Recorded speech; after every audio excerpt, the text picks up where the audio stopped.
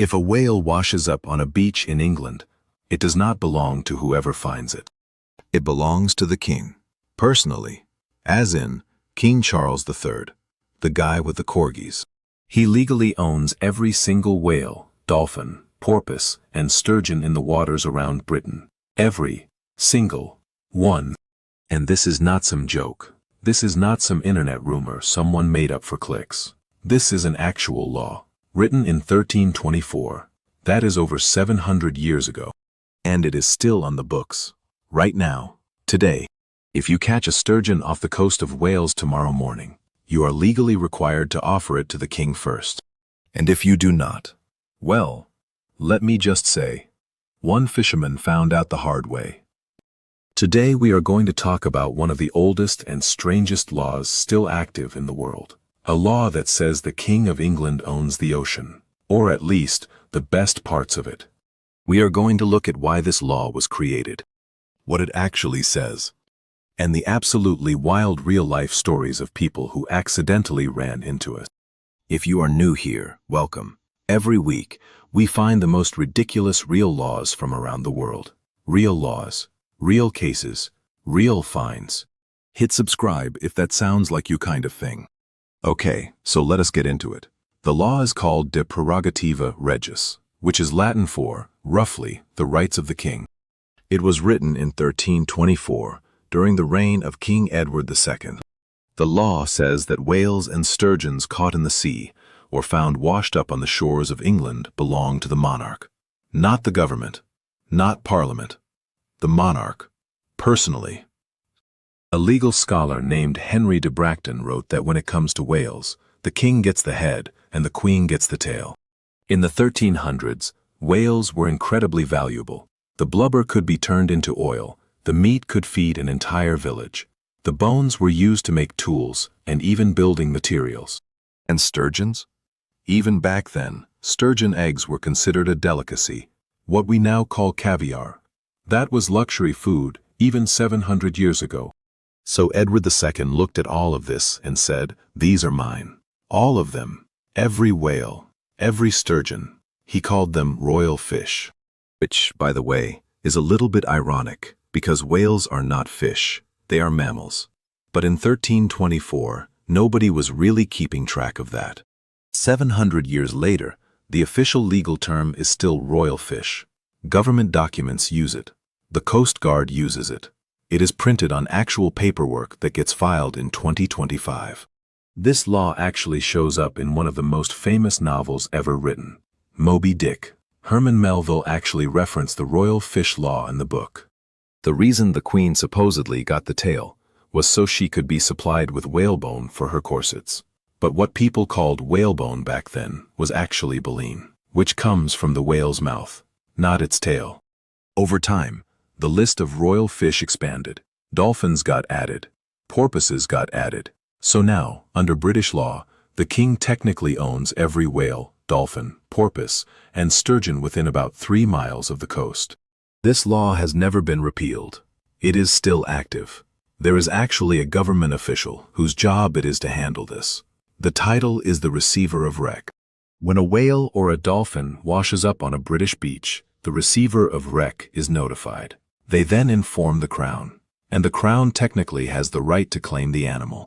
In practice, the king does not show up with a truck and take the whale home. Obviously.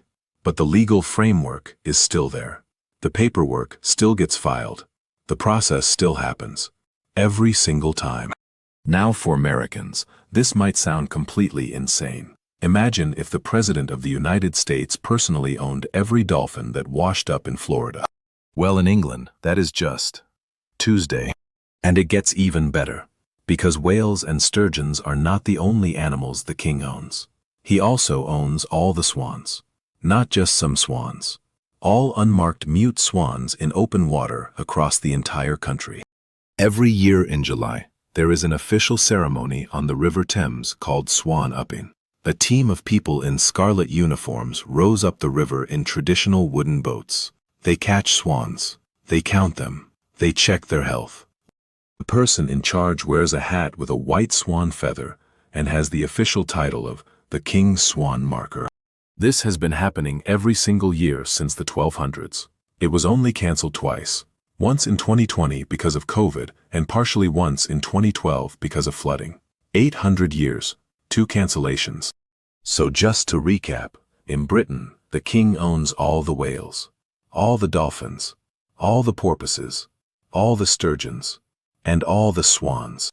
If you are an animal in British waters, and you are either very large or very elegant, congratulations.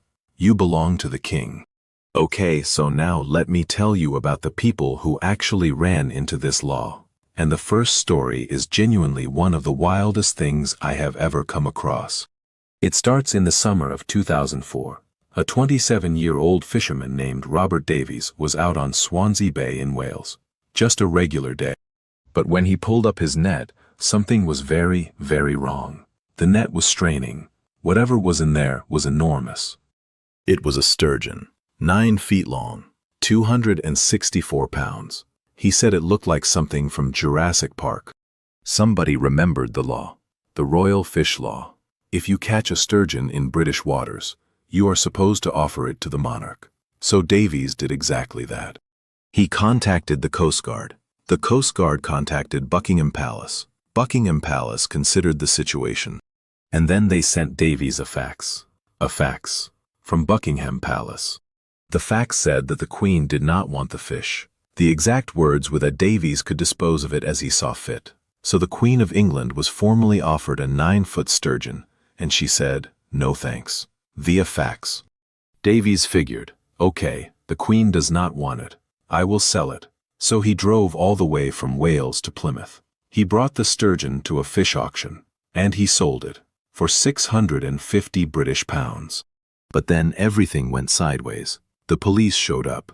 It turns out that sturgeons in British waters are also classified as an endangered species, and selling an endangered species is illegal. The police seized the fish as a crime exhibit, but then the fish disappeared. I am not joking. The fish just vanished. Nobody knew where Stanley was. There was a genuine police investigation. Multiple government agencies got involved, all looking for a dead fish named Stanley. Eventually, Stanley was found in Cornwall. He was donated to the Natural History Museum in London, where he remains to this day, preserved in alcohol. And honestly, the facts part is what gets me. Buckingham Palace, one of the most famous buildings on the planet, and their official method of communication with a Welsh fisherman about a giant prehistoric-looking fish was a fax machine. In 2004, the second story. In January of 2006, a northern bottlenose whale swam up the River Thames, right into central London. This was massive news at the time. A whale, in the Thames, swimming past the Houses of Parliament. Thousands of people lined the riverbanks to watch. The whale was about 18 feet long and had clearly taken a wrong turn. Rescue teams spent 2 full days trying to save the whale. They eventually managed to get it onto a barge using a crane near Albert Bridge. The whale did not survive. It died during the rescue attempt.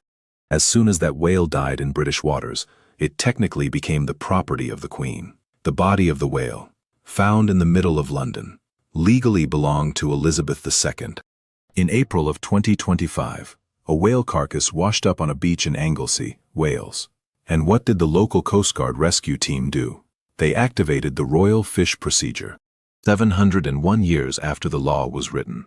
The same process, the same terminology, the same chain of notification, every single time.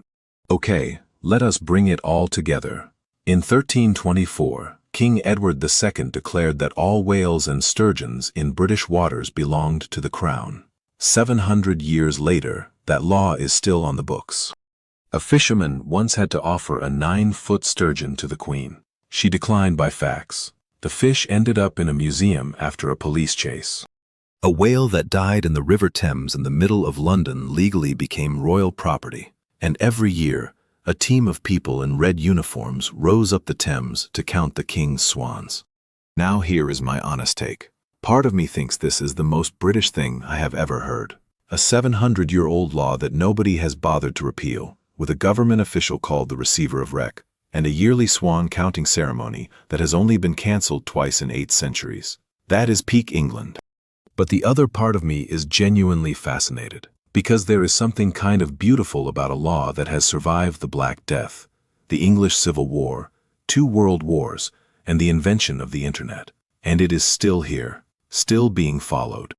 A law written when the Black Death had not even happened yet, when nobody knew the earth went around the sun, when the printing press would not be invented for another 130 years.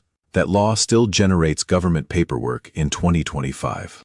I do not know whether that is impressive or insane. Maybe it is both. Which brings me to my question for you. Should they keep this law, or is it time to just let it go? And if you could own one type of animal by law, the way the king owns whales and swans, what animal would you pick? Drop it in the comments. Next week, we are heading somewhere warm. And in this particular country, the government actually measures your waistline. At work, with a tape measure. And if you are too big, your company pays a fine. If you made it this far, thank you. Hit like if this made you look at the King of England a little differently. And I will see you next week with something even weirder.